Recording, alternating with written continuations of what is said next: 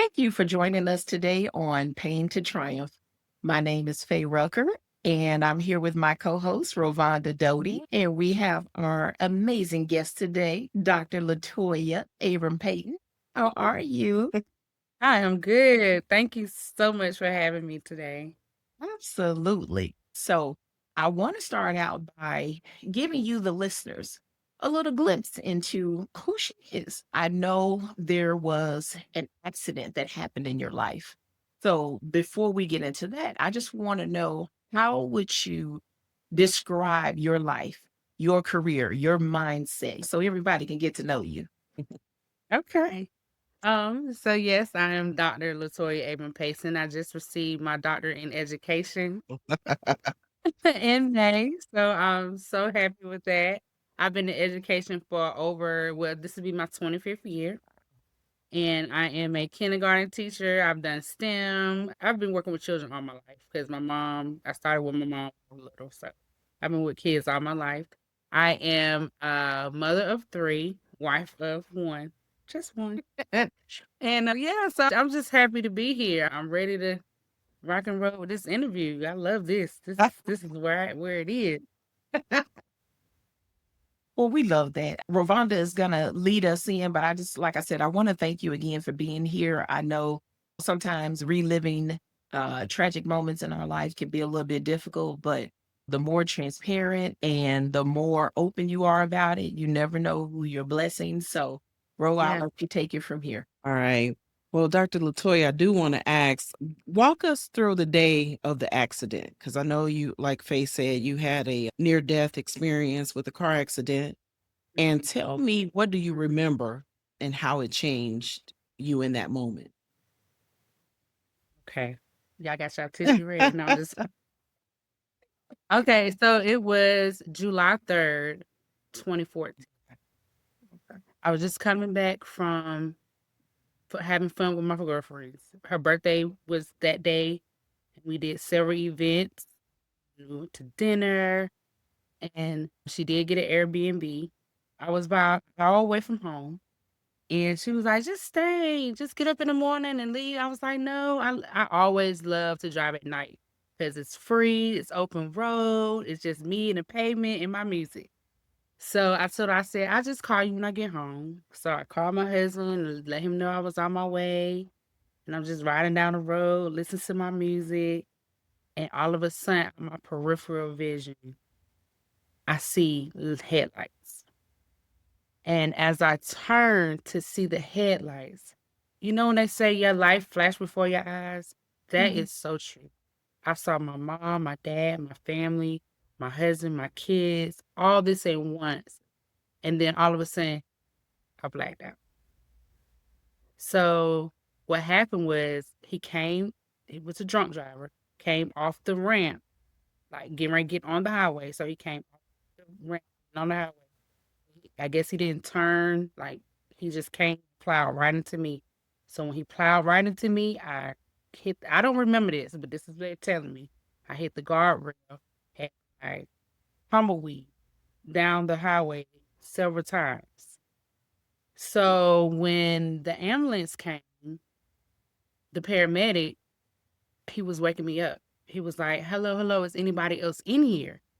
And I'm dazed, I'm confused, and I'm like, "Why am I on the ground?" So my seatbelt had snapped in the time that I was tumbling. Like I said, I don't remember any of this, but my seatbelt had snapped, and I ended up upside down in my trunk. I had a SUV at the time, and I was laid down like this. And I was like in a daze, and I was like, "No, no one's in here with me." He was like, "Okay, we're gonna get you out. Just be still." At that moment, I was like, "Oh my God." I had this scared feeling over me, but I thought in my head, I was like, if I could move my big toe, I know everything's gonna be okay. I was scared at first, but I moved my big toe and I knew everything was gonna be okay. And I blacked out. So the next thing, when I came to, I was actually in the ambulance, and she was trying to get my information. And it's so crazy how the universe and God works, because my phone was right beside me, and he ended up getting my phone, and it wasn't locked. And the last person that I called that was on my call log was my husband. So I was able to get in contact with my husband. And I'm gonna tell a little, to be very transparent and have a little funny moment right here. I just bought this $86 dress. And she was like, "Ma'am, I'm gonna have to cut your dress." I was like, "Ma'am, please don't cut my dress." I said, "You can." She said, "Ma'am, stop moving." And she said, "I'm gonna cut your dress. You gonna be okay." And then blanked out again. So the next thing I realized is I went to Duke Hospital, if anybody familiar with Duke, and that's a teaching hospital. So I had two doctors over me. I still had my eyes closed, but I could feel the lights over me. You know how you could feel the lights flashing over you. And as he's walking me to my room, I can hear them conversating about what was going on. And they was like, I had an orbital fracture in my, like, all this right here was broken.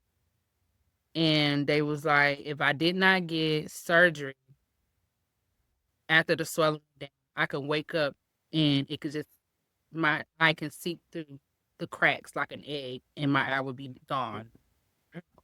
So I had now have a silicone about this big under this eye right here to hold it in place, because of course it can't, it can't heal because it's fractured. But at the time I did have pain. And when I finally got to my room, my mom and dad, they were there.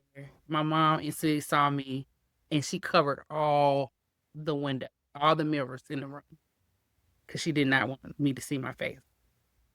And I stayed in the hospital for about 8 days. And then I finally was, the swelling had went down enough. It was still swollen, but it went down enough to do the surgery. But when I saw my face, I was unrecognizable.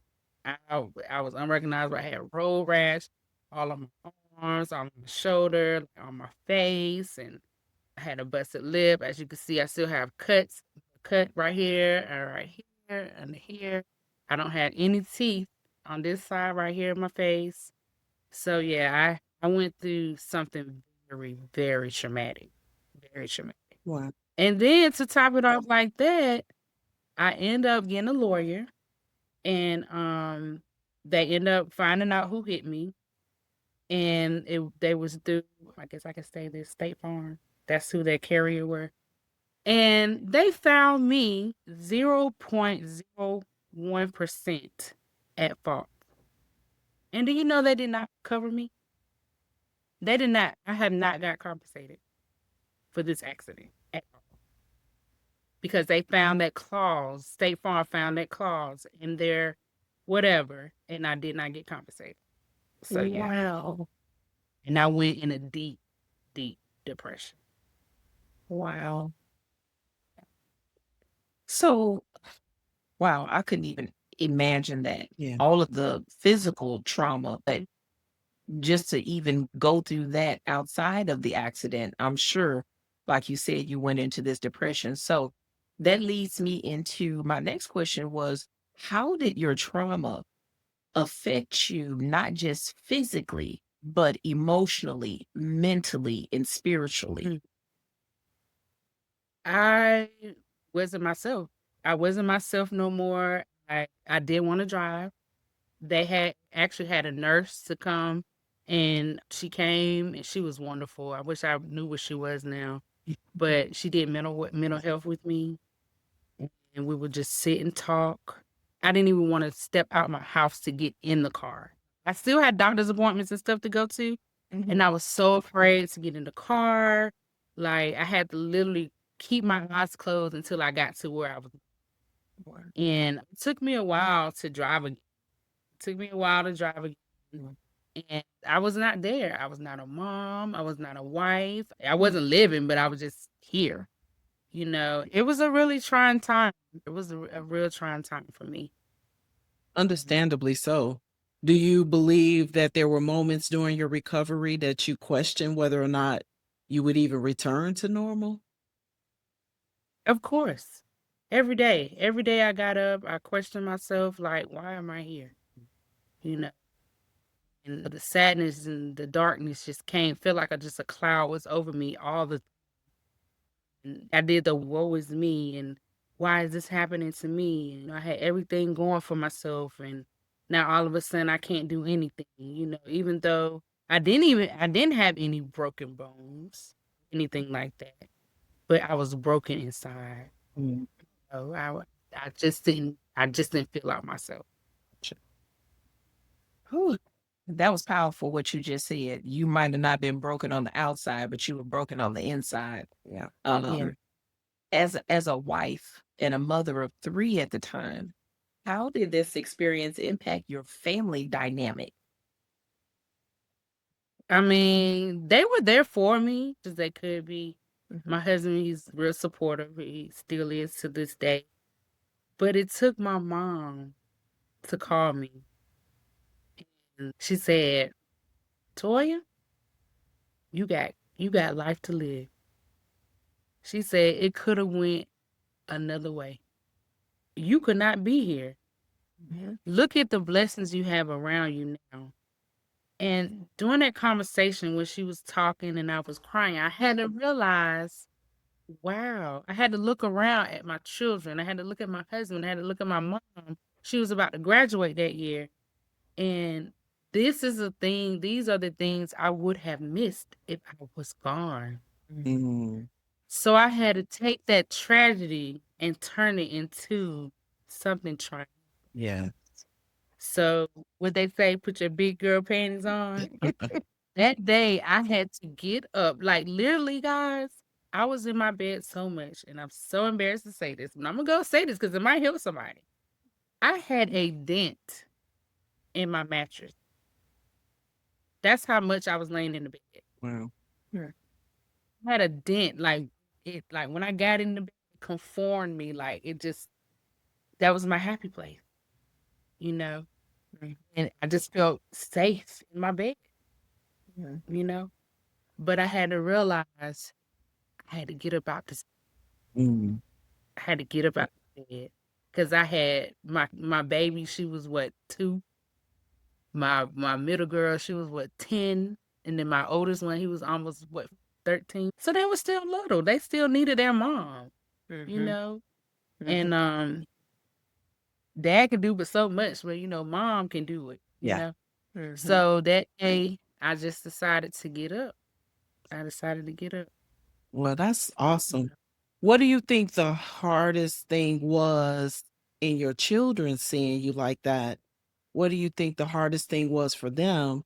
And then what do you believe you taught them when you made that comment that you had to get up? I think when they kept seeing me in the bed, because it was the summertime, so and that's the reason why I chose my profession to be a teacher so I can have my summers for my baby. Okay. I realized I was missing when I was working in corporate world, I was missing those moments, and I decided to change that. Even though I still was working with kids in the mental health field, I wanted to do something that's stable and where I could have my summers all to just us. So this happened in July. So we still had look what about a good month and a half of summer, and we had different things lined up that they were looking forward to, and we didn't do it. So when I did get up out that bed, I realized we got to make those memories because, like I said, I would not have could have went another way. Yeah.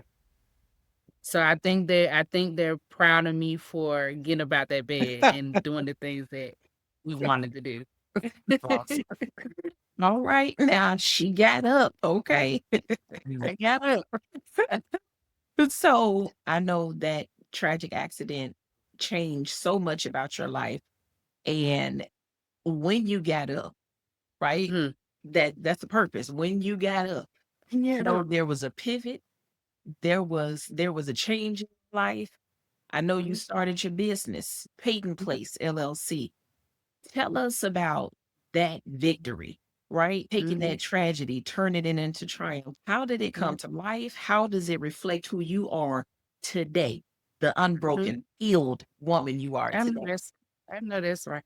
So when I had the accident, after the accident, like I said, I was realizing the things that I would have missed. Mhm. and I started a journal, and I started just writing, pouring into myself. And when I read over what I wrote, sometimes I was like, you know what? I need to step back and work on me because there was a lot of things that I had built up inside of me that I didn't realize that I had built up inside of me. And I was like, I'm just gonna take my time and work on me. So I always go by seek counsel and not opinion, right? Mm. So that's what I did. Even though I love podcasts, I love Spotify, so I sought out the different mentors, I would call them mentors, and kind of worked on myself. And during this time, I had a revelation of things going even before COVID, because this was what 2018 at this time. I had a revelation that things was shifting online, right? So I was like, I'm gonna start me e-commerce business. I didn't know how. I didn't even know it was called e-commerce until I started looking into it because I was like, I just want to start an online store. And when I started looking into the e-commerce business, I stumbled across this wonderful program, and it was a hefty investment, but I invested in myself that year. And it was very intense. And it taught me how to structure my business in a way that I can talk to these people overseas. I can negotiate to these people overseas and manufacture, which was my first product called the Comfy Bath Niller. Use that a tub for your convenience because I knew I was trying to figure out what niche, because with this program, they don't tell you what to do. You have to figure out what you want to do. So I had Mhm. to figure out niche.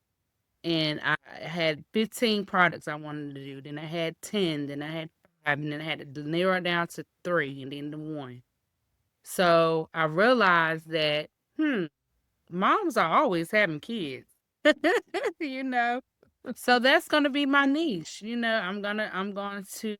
Um I'm gonna back moms up because I knew how it was when my babies were young. And so I said, I want to start pay in place to simplify your life.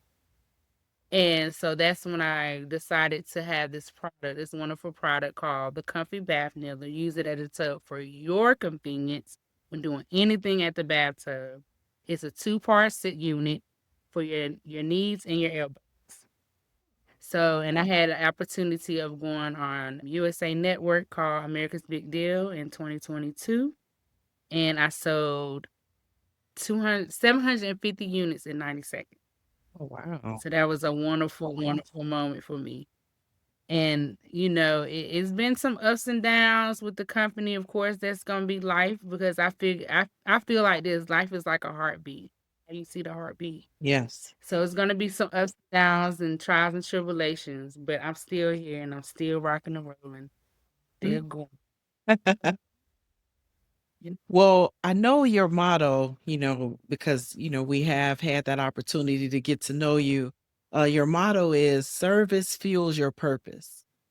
So, Oh yeah. how did you go from surviving to thriving mentally and emotionally? Mm. Take us through that process. It started with my mom in that conversation, Okay. you know, and I had to realize I had to pivot. Everyone has to pivot in their life. You can't get comfortable and complacent because if you do, things won't change. It'll stay the same.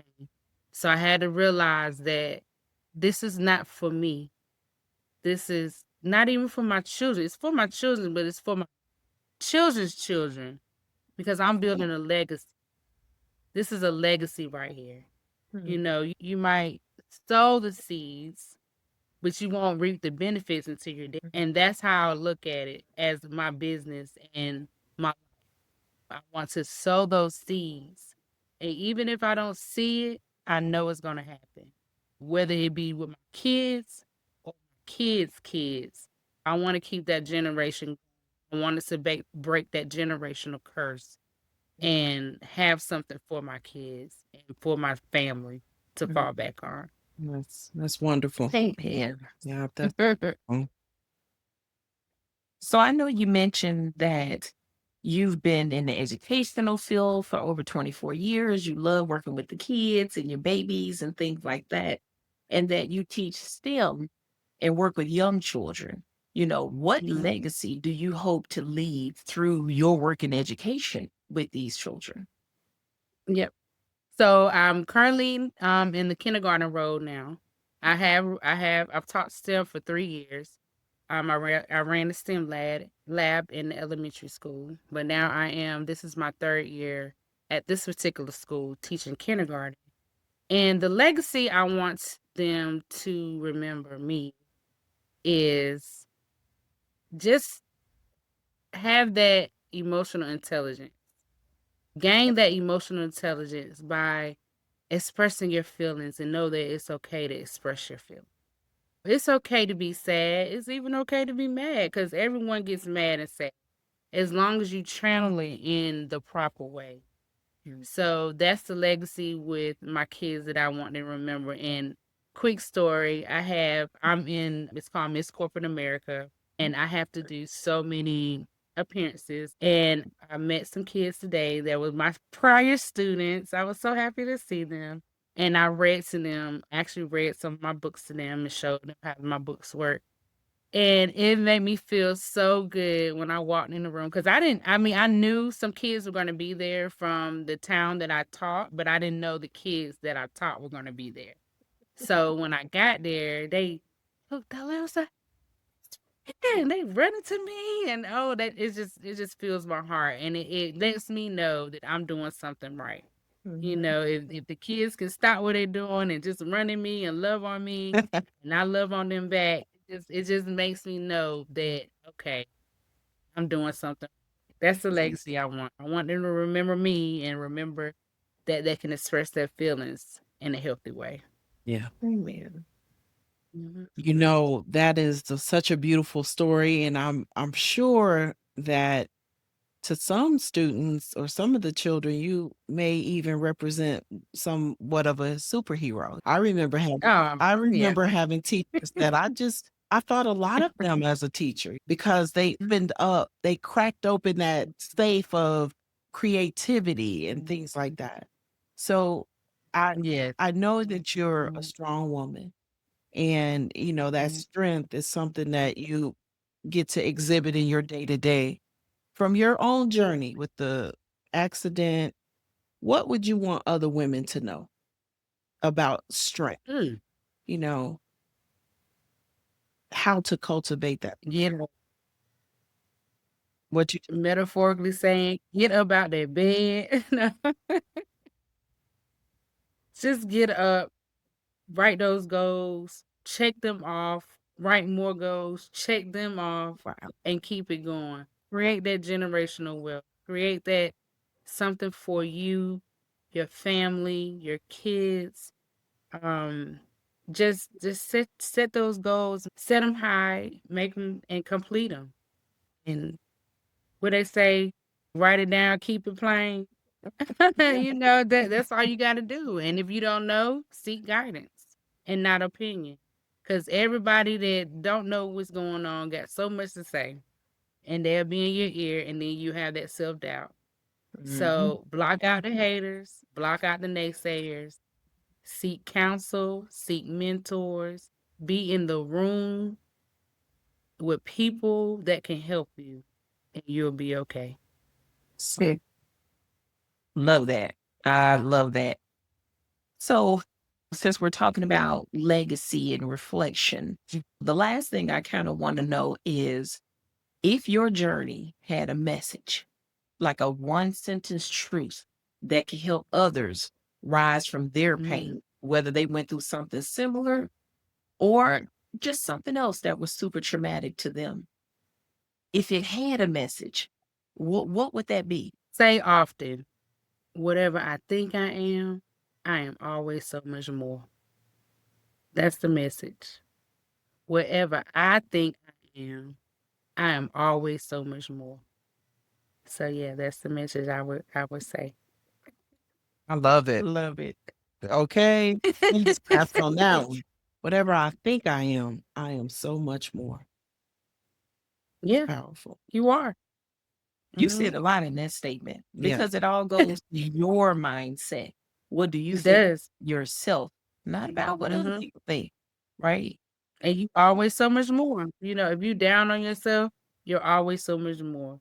If you think this bill you can't be paid, yes it can. Yeah. You got the power to do it. It's gonna happen. Mm. Like I said, life is just like a heartbeat. You got ups and downs, ups and downs. Do, do, do, do, do. You don't want to be do. I know. So what that mean? I love it. You don't want to What that fluctuate. mean? You don't You don't want to be want stagnant. You don't want to be straight. Cause that mean you yeah. We ain't gonna say what it means Yeah. because you already know what it means. But you don't have that ups and Yes. downs, and you got to go through it to get through it. You know, I want to say at the end of the day gonna end. So between those 24 hours, you have to put your best foot forward and get those goals checked. That's right. No, I was going to say, Dr. Latoya, one of the reasons why I think your message was so important was because it is so easy for people to have near death experiences and give up because of the effects that it had on them. They could potentially stay stuck. So I just want to thank you for just everything that you shared here today, because I do believe that as we go forth with these types of stories, it really is helping people rise from their Mhm. circumstance or the situation and know that there's something so much greater on the other side. So thank you. Oh yeah, thank you. Absolutely.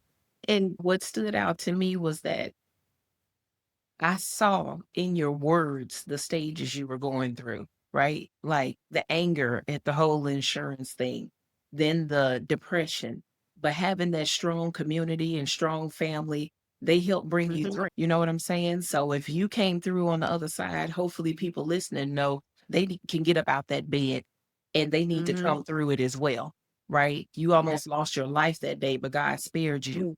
And now look at you operating with Miss Corporate America. You have all Yeah. these businesses where you're blessing Mhm. people and our babies, these kids. I just think you've taken that tragedy and you turned it around into such a beautiful story. So why don't you tell our listeners before we sign off about all of your businesses, honey? Let them know how you blossomed out here in the world. Oh, Yeah, I do have a nonprofit. It's a 501(c)(3) called Accepting Prosperity. And I always wanted my for profit and my nonprofit to coincide Mhm. to help children and families.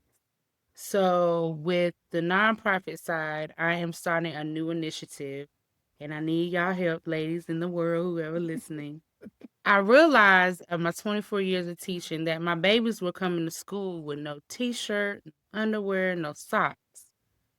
So I decided that I want to do a future initiative called Underneath It All.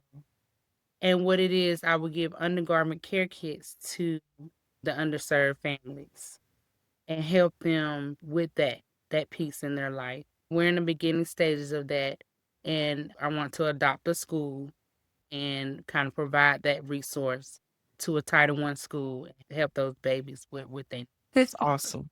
And then with my for-profit pay in place, I actually wrote a series of 6 books, and they're called Colorful Emotion.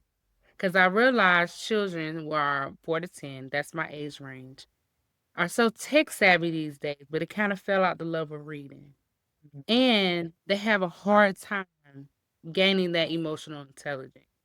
So I developed an that's a compatible on iOS and Android that you could take you have a physical book and you have your iPad or your any kind of mobile device. And you download the app, which is a QR code in the book. You download it and it instantaneously know which phone you have. So to go to Android store or the iOS store. And then once you turn to each illustration, it pops up and becomes augmented reality. And it gives the children strategies and techniques of how to combat that anger, how to handle that sadness in a proper way. They would be well around adolescence going into teenage and adult, and able to speak with your parents and able to talk with them. So it gives those different strategies. I have 6 books. So it's happy, mad, sad, Phoebe phobia. She's 5. She's scared of the dark, but she gets okay. And then peace. And then Amore. She's all about love and family. Okay. So it's really each story tells a message and gives you those strategies. And then you have like little questions in the back that you can do with your child or the student. And then it's a whole program because I have a curriculum to go with it. And then I have a workbook to go with it. And then each book comes with its own stress ball. Nice. Oh, that's I really like the stress ball piece to it. This is so cute. And for this to be for our babies, listen, I wanted you to Mhm. share that piece because on this platform on Pain to Triumph, we want to share with the world. The people who we interview, they have taken whatever the devil meant for bad, and they have taken Yeah. that thing and turned it all the way around for good. All the way around. So we want to be able to showcase and highlight people like you that Aw. who could have been taken out of this world, but you're still Mhm. here Yeah. and you're pouring into our babies and you're Yes. doing such wonderful things. So for those Mhm. of you who want to get in contact with Dr. Latoya, who want more information on her businesses, please go to our website at paintotriumph.com. That's